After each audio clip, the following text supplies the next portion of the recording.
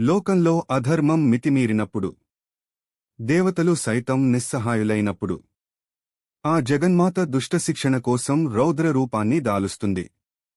ముక్కోటి దేవతలను గడగడలాడించి సత్యలోక వైకుంఠాలను సైతం ఆక్రమించిన భీకర రాక్షసుడు భండాసురుడి గర్వభంగం ఎలా జరిగింది?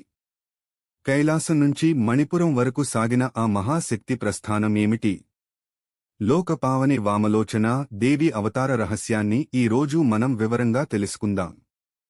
ఈ అద్భుత ఘట్టాన్ని ఏకాగ్రతతో వీక్షించండి. వామలోచన అవతారం, భండాసుర వధ. కైలాస పర్వతమున ఒకరోజు పరమేశ్వరుడు నందీశ్వరుని పిలిచి ఇలా అడిగెను. నంది, ఆర్యవైశ్యుల గృహమునకు వాయనమందుకొనుటకే వెళ్లిన జగజ్జనని ఇంకా రాలేదు. అక్కడ ఏమి జరిగిందో తెలుసుకుని రమ్ము. శివాజ్ఞను వెంటనే స్వీకరించిన నందీశ్వరుడు ఆర్యవైశ్య గృహమునకు బయలుదేరెను. అక్కడ వాయనముతో తిరిగి వస్తున్న గౌరమ్మను చూచి సంతోషించిన నంది అమ్మవారిని తనపై ఎక్కించుకుని కైలాసానికి తీసుకుని వచ్చుచుండెను. అదే సమయమున భండాసురుడు అనే మహాబలవంతుడైన రాక్షసుడు తన ఘోర తపస్సు బలంతో దేవతలన్నిటినీ ఓడించాడు. అష్టదిక్పాలకులను, సప్తమహర్షులను హింసించసాగెను. దేవతలిచ్చిన వరముల గర్వంతో సత్యలోకమునకు వెళ్లి బ్రహ్మదేవుని కూడా ఓడించెను. తర్వాత వైకుంఠమునకు చేరి ఆదిశేషునిపై విశ్రాంతి తీసుకుంటున్న శ్రీమహావిష్ణువును కూడా పడద్రోచెను. భండాసురుని బలమునకు దేవతలందరూ శక్తినశించి నిరుపాయులైపోయిరి.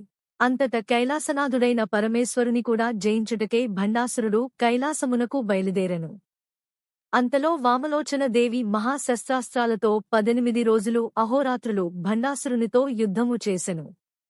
ఆకాశమంత ముక్కోటి దేవతలు జయ అస్తు, విజయ అస్తు, దిగ్విజయ అస్తు అని జయధ్వానాలు చేయుచుండిరి. తాను దేవితో యుద్ధములో జయించలేనని గ్రహించిన భండాసురుడు కోపంతో ఇలా శపించెను. ఓ వామలోచన, నాతో యుద్ధము చేయుచున్న నీవు ఏ ఆర్యవైశ్యుల ఇంట ఫలపుష్ప తాంబూలములు స్వీకరించితివో అదే శ్రేష్ఠుల ఇంట జన్మించి అక్కడ స్థిరపడదువుగాక. అకారణముగా శాపము పొందిన వామలోచన దేవి మహాకోపంతో ఇలా ప్రత్యుత్తర శాపమిచ్చెను. ఓ భండాసురా, నీవు మణిపురమనే రాజ్యములో గంధర్వ వంశమున చిత్రకంఠుడు అనే పేరుతో జన్మించదువుగాక. దానికి భండాసురుడు ప్రతిజ్ఞ చేసి ఇలా చెప్పెను. నేను గంధర్వునిగా జన్మించినప్పుడు, నీవు ఆర్యవైశ్యకాంతగా ఉన్నప్పుడు నిన్ను చూసి తప్పక చెరపట్టెదను. అప్పుడు వామలోచన దేవి పరాశక్తి స్వరూపము ధరించి తన త్రిశూలముతో భండాసురుని సంహరించెను. ఆ త్రిశూలాగ్ని వేడికి అతని శరీరం భస్మమైపోయెను. అతని చితాభస్మము పాతాళలోకమున పడిపోయెను. భండాసురుని సంహరించిన వామలోచన దేవిని చూసి దేవతలందరూ ఆనందించిరి. ఆమెకు నారికేళ ఫలపుష్పాలతో నీరాజనములు ఇచ్చి స్తుతించిరి. శరణు శరణు వామలోచన, భండాసురుడిని భస్మం చేసిన త్రిశూలధారిణి. చూశారు కదా భక్తులారా, భండాసురుడి క్రోధానికి అమ్మవారు తన ప్రతిశాపంతో చరమగీతం పాడారు.